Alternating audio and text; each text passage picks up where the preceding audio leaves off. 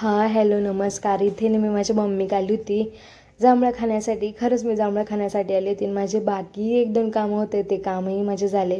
त्यानंतर ना मी इथे मस्तपैकी जांभळं खाल्ले. पप्पा आणि मम्मी मला जांभळं तोडून देत होते. आणि हे चे आंबे ना मी लहानपणी चोरायचो. ती आजी ना वरून गागायची, "अरे नका रे." खाली ना आम्ही कायम आंबे चोरायचो.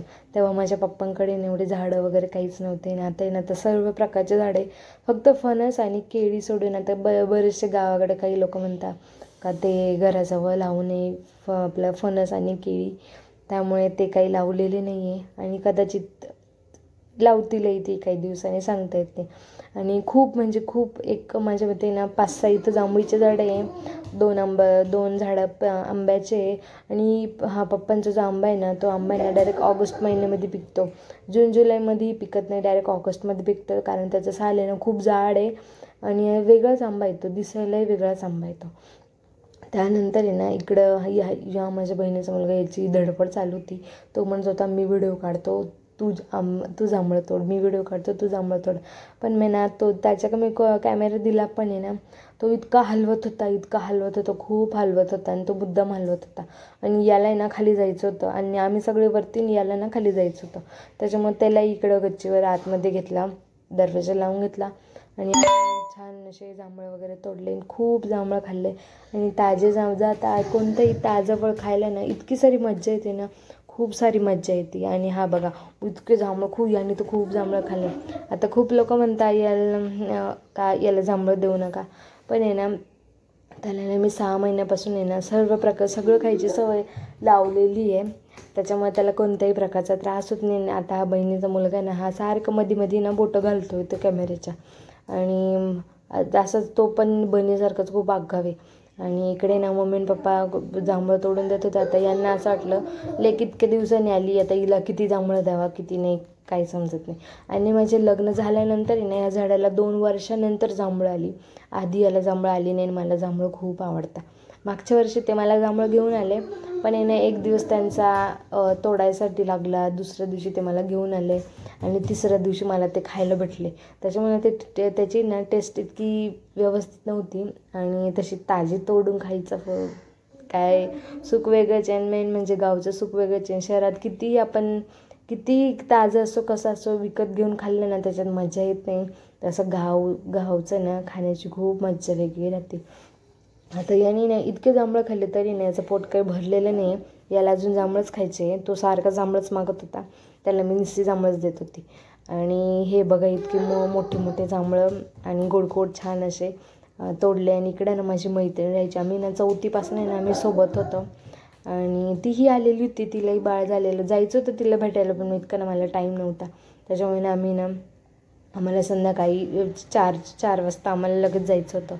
त्यानंतर आता आहे ना आईबाप म्हटल्यावर आईबापाचं सुख आहे ना खूप वेगळं राहतं. तर त्यांचा जीव आहे ना खूप म्हणजे खूप वेगळा होता. जी लग्न झालेली मुलगी ना तिला कळतं का आईबाप म्हणजे काय, कारण लग्न झाल्यावरच किंमत कळते आईबापांची. त्याशिवाय समजू शकत नाही त्यांची किंमत. आणि एक प्रत्येकाचं असतं का आईबाप आणि तिसरा नवरा यांच्या व्यतिरिक्त जीव बाईला कोणी लावू शकत नाही. कोणी म्हणजे कोणी, चौथी व्यक्ती जगात कोणतीच राहत नाही का ती जीव लावू शकते, कोणीच नसते. आणि बाकीचं सर्व जग आहे ना स्वार्थासाठी असतं. त्याच्या मनात जगाचा काही विचार करायचा नाही. 3 व्यक्ती, एक नवरा, एक आईबाप, एवढेच आपल्याला जीव लावतं आणि बिनस्वार्थी लावत आहे.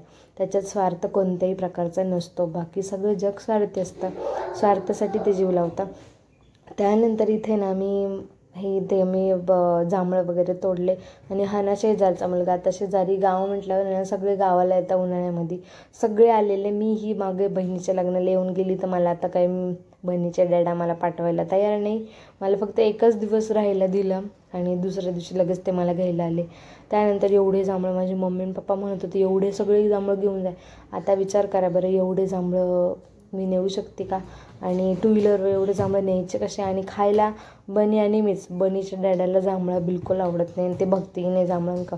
एक जांभूळ मागं खाल्लं तर त्यांचा घसा बसला, त्याच्यामुळे ते अशा गोष्टींका बघतेच नाही. ते आवळा, बोरं, जांभळं वगैरे असं काही खाते नाही. त्यानंतर इथे ना माझ्या पप्पांनी ना चिमणी पारवं वगैरे आपली खारुताई वगैरे त्यांच्यासाठी पाणी आणि खाण्यासाठी ना इथेही ते सेटलमेंट केलेली, मस्त रॅक बनवलेली.